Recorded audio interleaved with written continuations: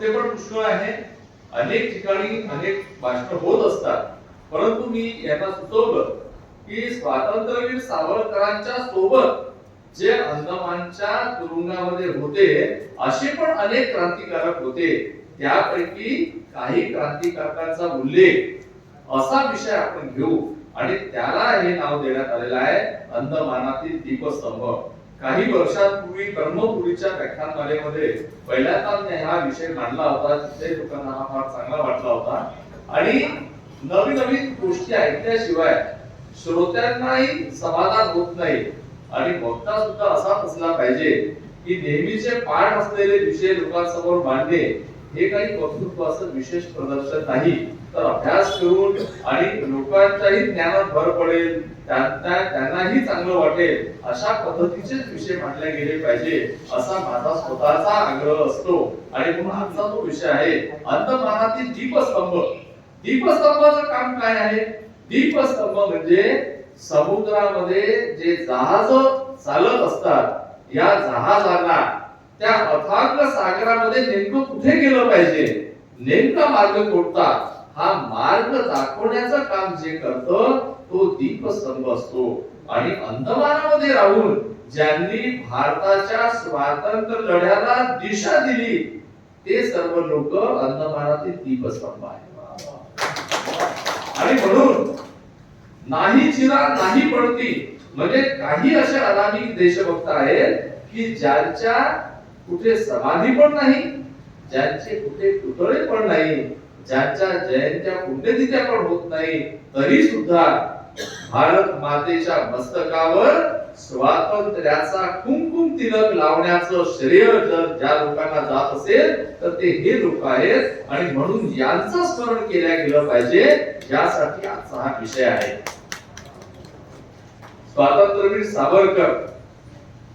स्वातंत्र्यवीर सावरकर म्हणजे त्याग, स्वातंत्र्यवीर सावरकर म्हणजे दुर्दम्य साहस, स्वातंत्र्यवीर सावरकर म्हणजे देशभक्ती. स्वातंत्र्यवीर सावरकरांचं नाव आठवल्यानंतर मला तर सगळ्यात पहिले मदनलाल धिंगरा आठवतो की जो मदनलाल धिंगरा त्या इंग्लंड मधल्या ज्या सभागृहामध्ये सावरकरांचं भाषण होतं तिथल्या एका खोलीमध्ये तो इंग्रजी संगीतावर नाचत होता.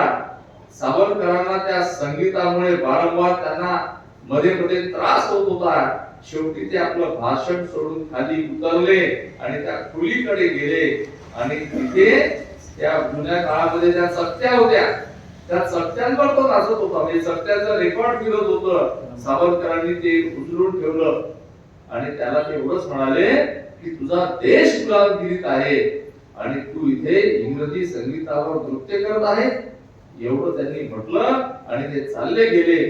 त्यानंतर भाषण झालं आणि भाषणानंतर जेव्हा लोक निघून जात होते त्यावेळेला त्यांच्या लक्षात आलं की आपल्या मागे कोणीतरी चालत आहे. सावरकर थांबले, त्यांनी पाहिलं तो मगाचाच तरुण होता आणि तो तरुण त्यांना म्हणाला की मी सुद्धा देशाच्या स्वातंत्र्यासाठी काहीतरी करायला इच्छुक आहे. बोला मी काय केलं पाहिजे? सावरकर त्याला म्हणाले देशाला तुझ्यासारख्या तरुणांच्या क्रांतीची आवश्यकता आहे. तो मदनलाल धिंगरा त्यावेळेला त्यांना म्हणाला की मी भारताच्या स्वातंत्र्यासाठी आपलं बलिदान करायला सुद्धा तयार आहे. त्यावेळेला स्वातंत्र्यवीर सावरकरांना तो म्हणाला की बोला कधी माझ्या बलिदानाची तुम्हाला आवश्यकता आहे?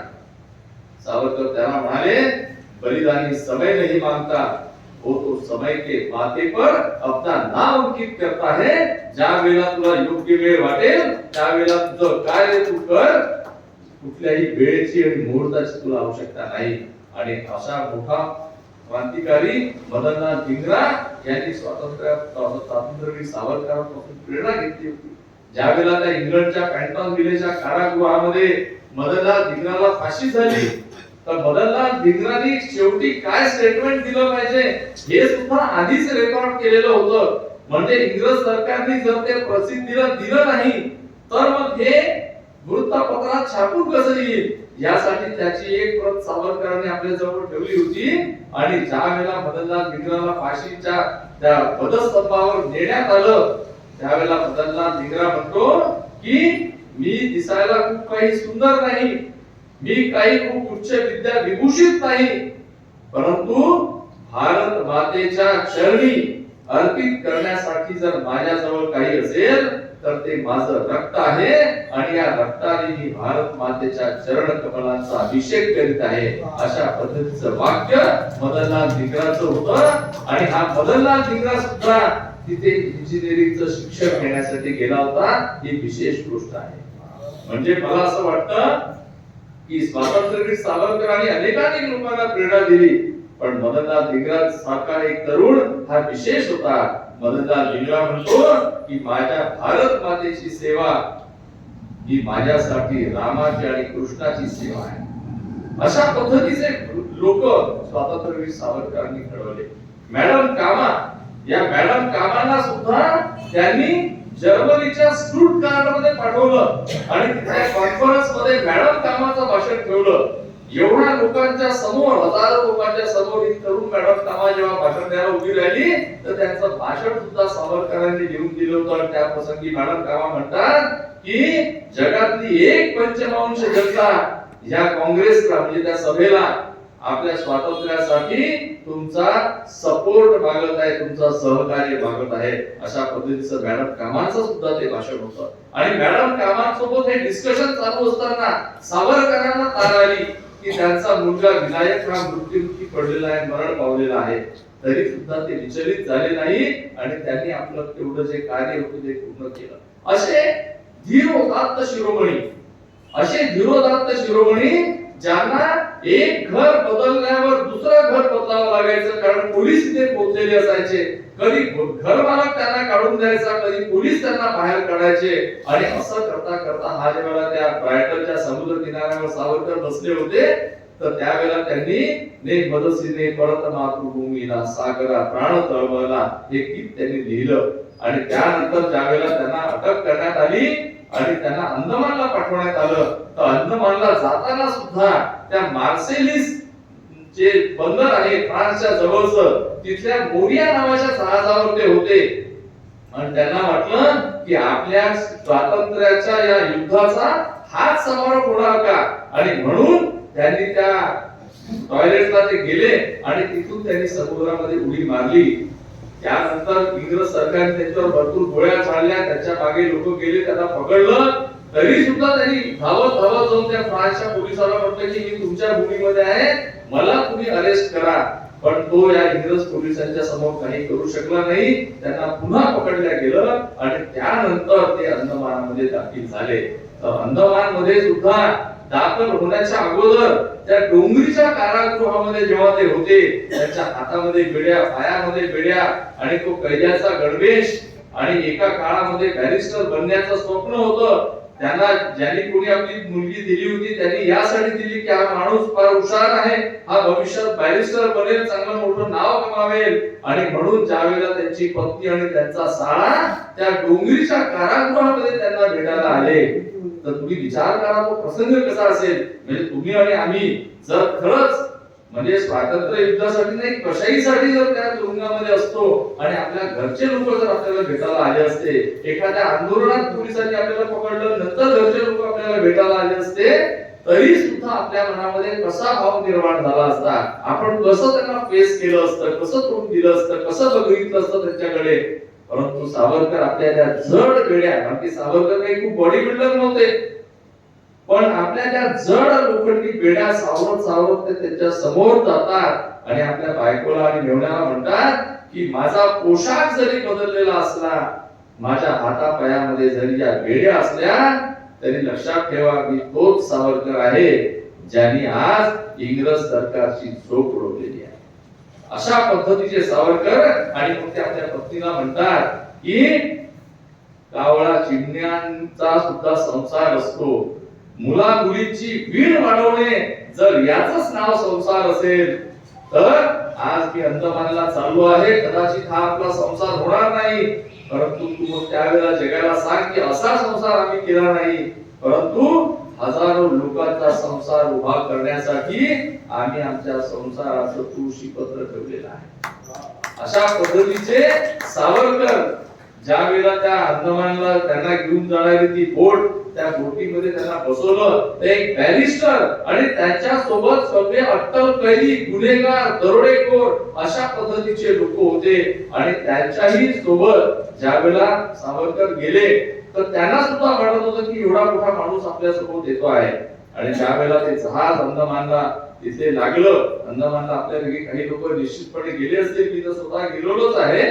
पण त्या अंदमानला जेव्हा स्वातंत्र्यवीर सावरकरांचं जहाज लागलं तर ते अंदमान म्हणजे कसं अंदमान की जिथे अतिशय मोठमोठे डास आहेत, अतिशय विषारी अळ्यांचा प्रादुर्भाव सर्वत्र आहे, हवेमध्ये सुद्धा असे कीटक आहेत की ज्यांनी चावल्यावर आपल्या शरीरावर पुरळ उमटतात. अशा पद्धतीचे कीटक, अशा पद्धतीचे ठिकठिकाणी असलेले सर्प आणि अतिशय रोगट अशा पद्धतीचं हवामान. आणि अशा परिस्थितीत सावरकर हातापायामध्ये बेड्या घातलेल्या आहेत, त्यांच्या डोक्यावर त्यांचं सामान आहे.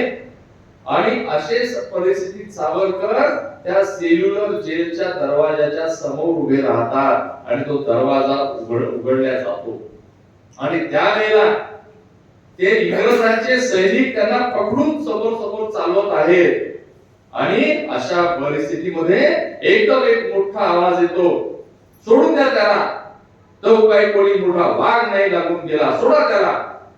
आणि ज्याचा हा आवाज होता त्या दिशेने सावरकरांनी पाहिलं. त्यांच्या लक्षात आलं की एक लाल गुंद चेहऱ्याचा, चपट्या नाकाचा, भरदार मिशा असलेला आणि सैनिकी गणवेश घातलेला एक व्यक्ती त्याच्याकडे सावरकरांनी पाहिलं. आणि तो चालत सावरकरांकडे आला. आणि तेवढ्यामध्ये त्या शिपायांमध्ये कुजबूज झाली. भारी साहेब आले, भारी साहेब आले. हा कोण होता तर सेल्युलर जेलचा जेलर होता, त्याचं नाव होतं बारी. आणि तो बारी अतिशय छलमी होता, अतिशय कपटी होता.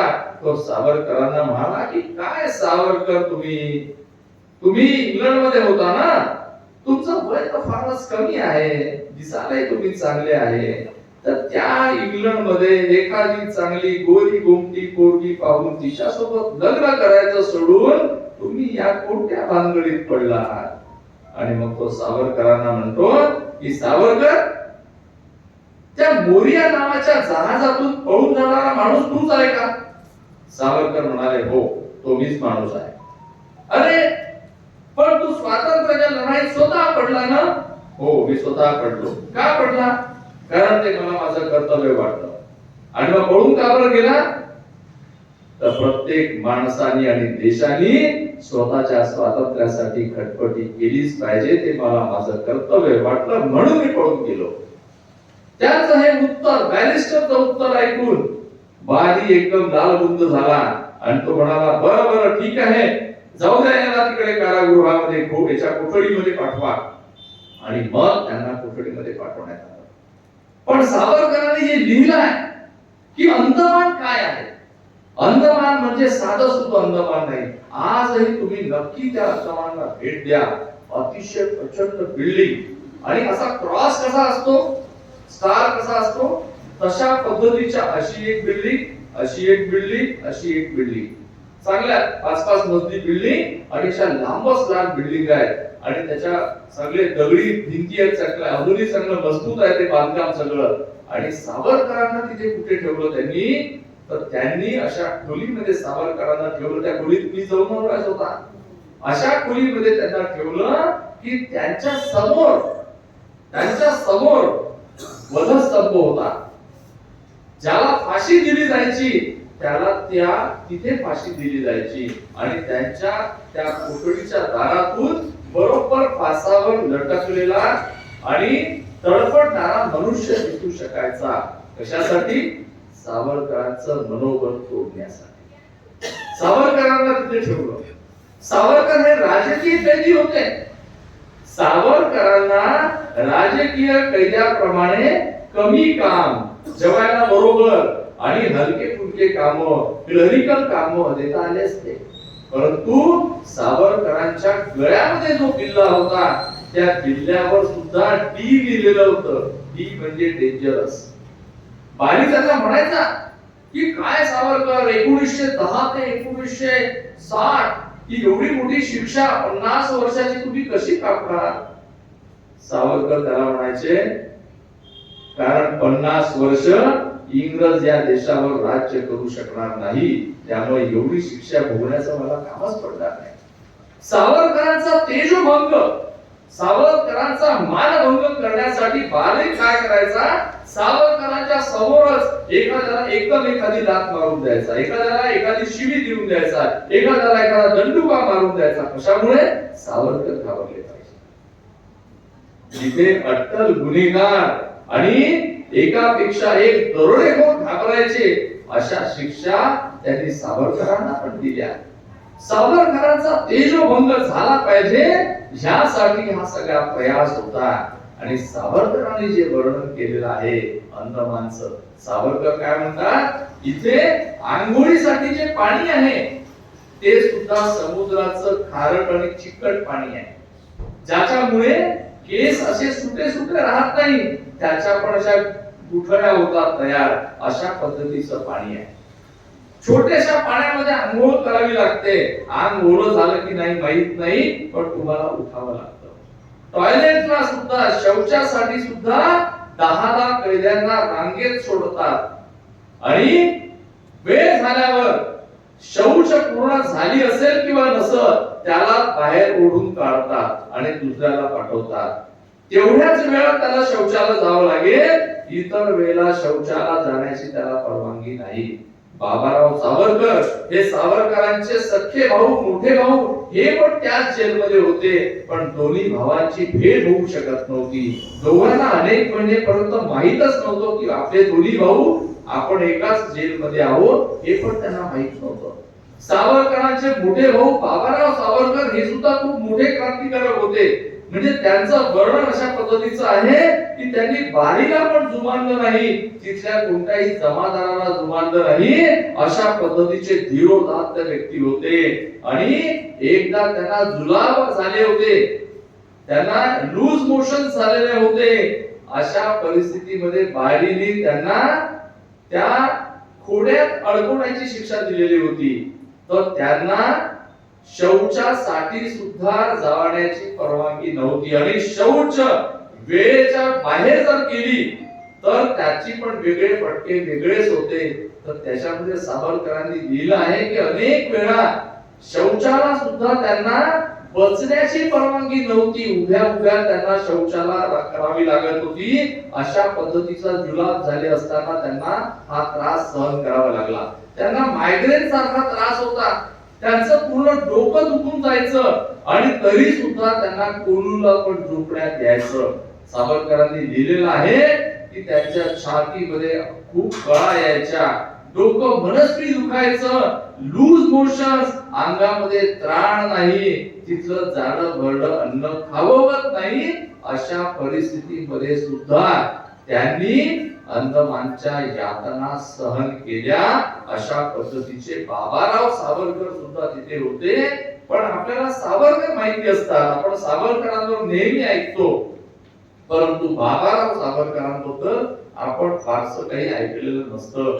बाबाराव सावरकरांनी सावरकरांना म्हणजे तात्यारावला, विनायक दामोदर सावरकरांना जे चिठ्ठी पाठवली गुप्तपणे, त्याच्यामध्ये ते म्हणतात की तात्या, तू भारतामध्ये असशील आणि क्रांतीचं कार्य समोर नेत असशील म्हणून माझ्या मनामध्ये कितीतरी उत्साह होता. पण आज तू सुद्धा इथे येऊन पडलेला आहे, तर तुझ्या विद्वत्तेची आणि देशभक्तीचा हा समारोपच नाही का? तर त्यावेळेला सावरकरांनी सुद्धा त्यांना जे उत्तर पाठवलं, पत्र पाठवणं सोपं नव्हतं, कैद्यांनी एकमेकांशी बोलणं सोपं नव्हतं, एकमेकांशी चर्चा करणं त्याची पण परवानगी नव्हती.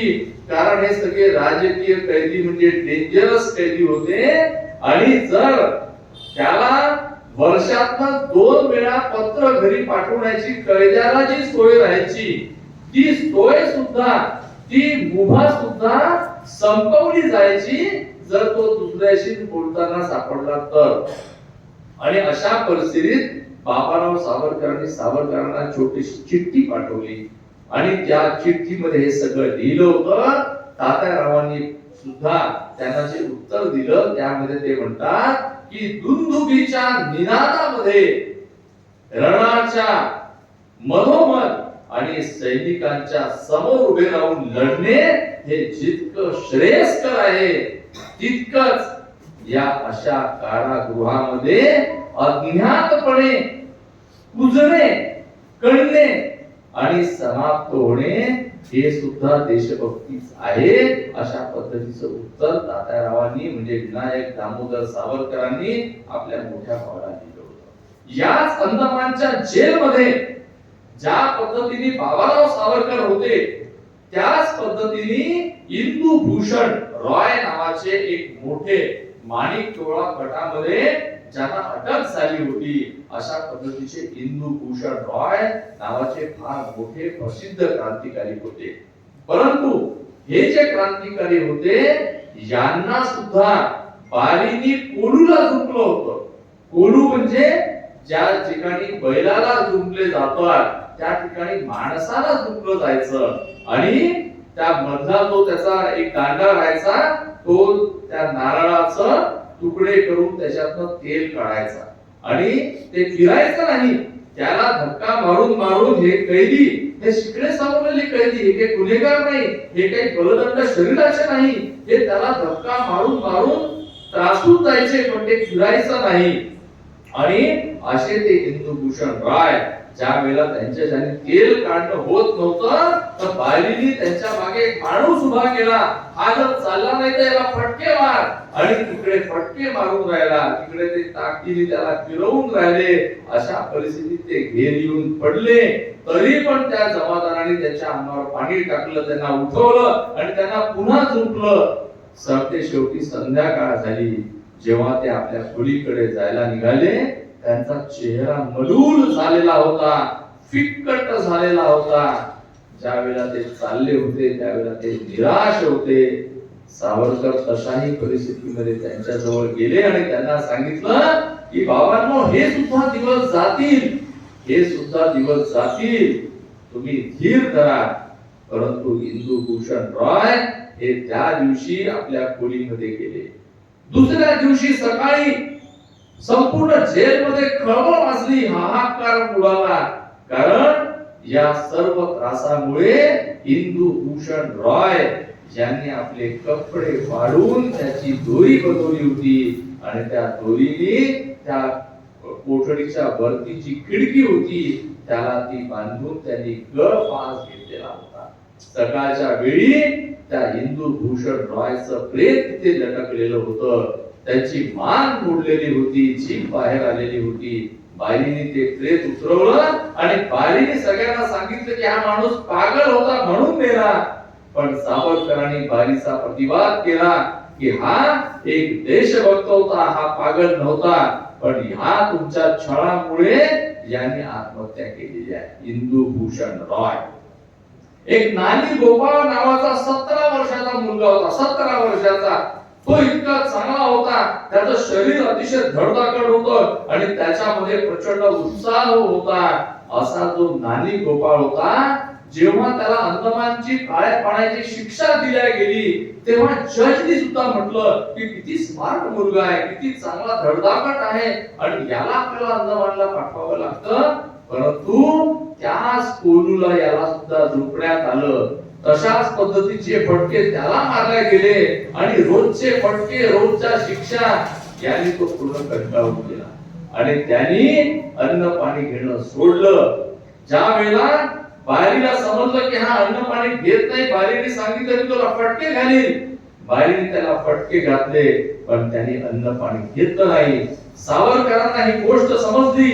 त्यांनी सर्व राजकीय बंद्यांना सांगितलं की आपण याचं उपोषण केलं पाहिजे. सावरकर उपोषणाच्या विरोधात होते कारण सावरकरांना वाटत होतं की इथे पहिलेच आपली तब्येत खराब आहे, आपण उपोषण केलं तर आपण लगेच मरू.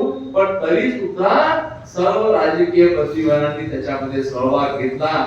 सगळ्यांनी आमरण उपोषण चालू केलं. बारीच्या समोर संकट निर्माण झालं आणि अशा परिस्थितीमध्ये शेवटी सावरकरांनी सुद्धा अनशन सुरू केलं, उपोषण सुरू केलं. 45 दिवस हा तरुण नानी गोपाल अगदी अन्न पाण्याशिवाय नुसता पडून होता. तो केव्हा मरेल अशा पद्धतीची परिस्थिती होती. पण शेवटी जेव्हा त्याला कोणीतरी कानात जाऊन सांगितलं की तुझ्यासाठी बॅरिस्टर बाबूंनी सुद्धा आमरण उपोषण सुरू केलेलं आहे. त्यांचं म्हणणं आहे की आपण उपोषण करून मरायला नाही जन्माला आलो, आपण भारताच्या स्वातंत्र्यासाठी जन्माला आलेलो आहोत. आणि हे जेव्हा त्यांनी ऐकलं तर माझ्यामुळे बॅरिस्टर बाबूंना त्रास नको म्हणून त्यांनी अन्न पाणी घेतलं. एक मिर्झा नावाचा जमादार होता, तो सावरकरांकडे एक दिवस आला आणि सावरकरांना म्हणाला की बडे बाबू, हा जो नानी गोपाळ आहे ना, हा तुमचा सच्चा शिष्य आहे. तुम्ही आमरण उपोषण केलं म्हणून हा सुद्धा यांनी सुद्धा अन्न पाणी घेतलं आहे. पण मी तुम्हाला खरं सांगू का, हा मला एखाद्या हिंदूचा पोरगा वाटत नाही, हा मला एखाद्या पठाणाचा पोरगा वाटतो. याच्यामध्ये खूप जोरदार ताकद आहे. सावरकर त्या मिर्झाला काय म्हणाले? सावरकर मिर्झाला म्हणाले की मिर्झा, जर पठाणाचा पोरगा असता तर तुमच्या सारखे बारीचे पाय चाटत इथे राहिला असता. हा इथे भारताच्या स्वातंत्र्यासाठी इथे बंदीवान म्हणून आलेला नसता. हे उत्तर सावरकरांनी त्याला दिलेलं आहे. मग तो मिर्झा सावरकरांना म्हणाला की पण तुमच्या हिंदूंमध्ये आमच्यासारखे शूर लोक राहत नाही. सावरकर त्यांना म्हणाले, सगळे हिंदू जर भेकड असते, सगळे हिंदू जर डरपोक असते तर तुमचं मुसलमानी साम्राज्य आमच्या हिंदूंनीच उलथवून टाकलं नसतं, हे लक्षात घ्या. तुमच्या बादशाह्या आम्हीच उलथवल्या, हे पण लक्षात घ्या. सावरकरांचं तेज, बंदीवान असताना सुद्धा अशा पद्धतीचे आन्सर्स आणि असे उत्तर ते देत होते. सावरकरांना सुद्धा ज्या वेळेला त्या गुरुला झुंपण्यात आलं त्यावेळेला त्यांचाही पूर्ण देह अतिशय त्रासून गेला. शेवटी घेरी येऊन ते जमिनीवर पडले आणि त्यांना असं वाटलं की कदाचित ही विचार शून्य अवस्था म्हणजेच मृत्यू असेल. त्यांच्याही मनामध्ये त्या अंदमानच्या यातना सहन करताना कधी कधी विचार यायचे की याच गजाला बस एकदा टांगून घेण्याची आवश्यकता आहे, या सर्व त्रासांपासून आपली मुक्तता होईल. परंतु त्यांच्या मनातील विवेक त्यांना सांगायचा. ते सर्व बंदीवान जे जे थकायचे, जे जे त्रासून जायचे हाल अपेष्टांना, सावरकर त्यांना म्हणायचे की बाबू सांगा, आम्ही इथे एवढा त्रास सहन करत आहोत हे भारतामध्ये कोणाला माहित आहे. आम्ही जरी कुठे क्रांतिकारक आहोत आणि जरी आम्ही हा त्रास सहन करत आहोत, पण या चार भिंतीच्या आत आमचं प्रेत कदाचित उद्या बाहेर काढलं जाईल आणि जिवंत सुटू की नाही माहित नाही. सावरकर त्यांना म्हणायचे, जर या कारागृहातून आम्ही जिवंतपणे बाहेर पडलो तर फारच आनंदाची गोष्ट आहे. परंतु जर आम्ही बाहेर पडू शकलो नाही, आमचं प्रेतच या कारागृहातून बाहेर गेलं, तरी मी तुम्हाला निश्चितपणे सांगतो की येणाऱ्या काळामध्ये जेव्हा भारत स्वतंत्र होईल त्यावेळेला स्वतंत्र भारतातील आमचे बंधू, आमच्या भगिनी या सेल्युलर जेलला भेट देतील, कारण इथे भारताचे राजकीय कैदी राहत होते म्हणून ते इथे येतील. आणि ते सावरकर म्हणायचे की लक्षात ठेवा, आज जरी आमचं जीवन हाल अपेष्टांमध्ये इथे आम्हाला व्यतीत करावं लागत असेल, तरी उद्या एक दिवस असा येईल की आमच्या स्वतंत्र भारतातील लोक याच ठिकाणी तुमचे आणि आमचे पुतळे उभे करतील. सावरकरांचं हे स्टेटमेंट, हे वाक्य लोकांना प्रचंड हिंमत देणारं वाक्य होतं. आणि अशा पद्धतीने एक एक क्रांतिकारकाला ते भेटायचे. सगळे क्रांतिकारक निरक्षर होते, मॅक्झिमम लोक अशिक्षित होते. सावरकर गवत कापण्याच्या बहाण्याने सुद्धा जे लोक मिळायचे त्यांना सुद्धा काहीतरी शिकवायचे. म्हणजे तिथे उर्दू भाषा चालत होती सगळ्या गुन्हेगारांमध्ये, पण ज्यांना उर्दू येते त्यांना क्लरिकल कामं देण्यात येत होते. पण सावरकरांनी जवळपास सगळ्यांना साक्षर करण्याचा मोहीम उघडली आणि 60% लोकांना त्यांनी तिथे राहून 11 वर्षांमध्ये साक्षर केलं. इथे हे वाचनालय आहे, पण त्या अंदमानमध्ये बारी हा अक्षरशत्रू होता. सावरकरांनी कुजबुजून सुद्धा काय होईना पण सगळ्यांना सांगितलं की आपल्या नातेवाईकांना सांगा की आम्हाला पुस्तकं पाठवा. आणि हे निरक्षर लोकांना साक्षर केलं. साक्षर लोकांना भारताचा इतिहास वाचायला लावला. आणि तिथल्या आपल्या इथल्या इथे 2385 पुस्तकं आहे. अंदमानच्या जेलमध्ये सावरकरांनी 2000 पुस्तकं जमा केली. तिथे पण त्यांनी वाचनालय उघडलं. तिथे सुद्धा बंदिवानांना हिंदी भाषा शिकवली आणि त्या अंदमानामध्ये सावरकरांपासून प्रेरणा घेऊन मुलींसाठी एक हिंदी शाळा सुद्धा सुरू केली. तिथले जे बंदिवान सुटून स्थायिक झाले होते त्यांनी. इतका सावरकरांचा प्रभाव होता. परंतु उल्हासकर दत्त नावाचे क्रांतिकारक होते, एक उपेंद्रनाथ बॅनर्जी नावाचे क्रांतिकारक होते, एक होतीराम वर्मा नावाचे क्रांतिकारक